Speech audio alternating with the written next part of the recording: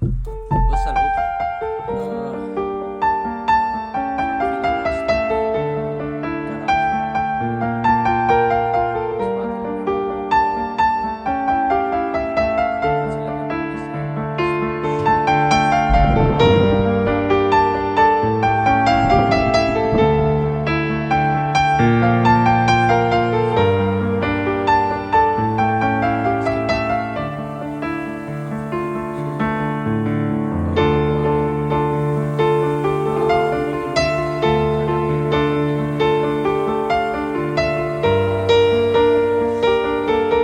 Spatele meu. Rețele de poliție.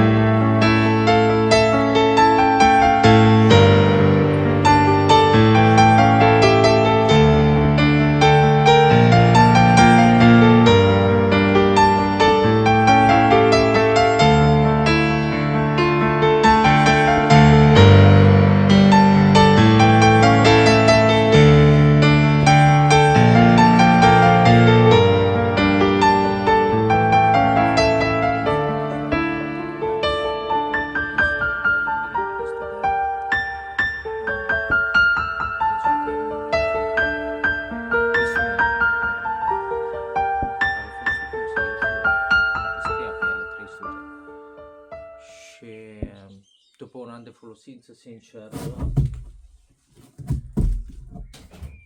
nu merită. Adică așa arată, după un an de folosință, făcută de mine, făcută pentru mine, făcută în cel mai serios mod. Adică nu au durabilitate. Aproape deloc. Se pot folosi maxim un an de zile, maxim 2, dacă ajunge și al doilea an. În schimb, albinele rod cu o mare dorință, plus că am găsit mucegai, am găsit umiditate, deși aveau aerisire și pe deasupra și pe dedesubt. Adică am folosit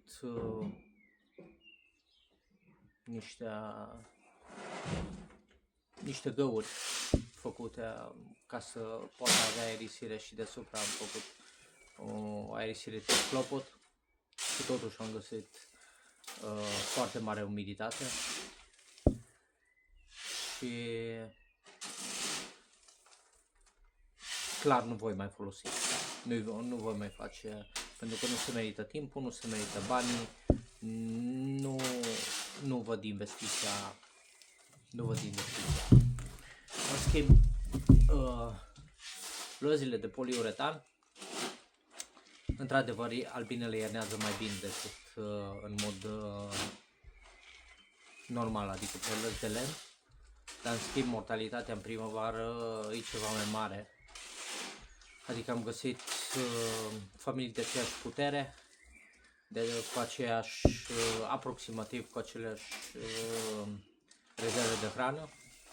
Într-adevăr, au consumat ceva mai puțină hrană decât lăzile din lemn, în schimb mortalitatea a fost mai mare. Lăzile din lemn vor rămâne și vor fi lăzi din lemn și sincer nu văd altă modalitate mai bună și mai ecologică și mai decât lăzile din lemn. Lăzile din polistiren de aici. Cam așa arată după un an și ceva de folosință. Adică părerea mea că își merită toată investiția. Pentru roi, pentru nuclee de împerechere, pentru ce vreți voi, mi se pare că ușor de folosit, extrem de ușoare, durabile, practice, extrem de practice. Fund antivarroa și aerisire și tot. N-am găsit condens, n-am găsit mucegai, n-am găsit nimic.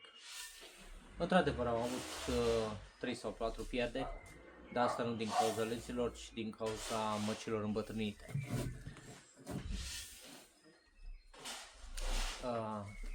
Așa că în continuare am decis de fapt să nu mai fac lăzbuni polisiren exudat și doar să le cumpăr.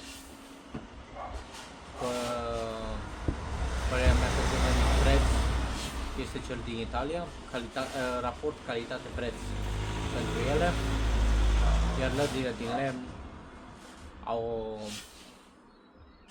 o durabilitate și ce să zic, părerea mea că iernează. Raportul calitate-preț este cel mai bun pentru cel din lemn, iar pentru roi, pentru cel din polistiren extrudat cumpărat din comerț. Atât am vrut să spun astăzi,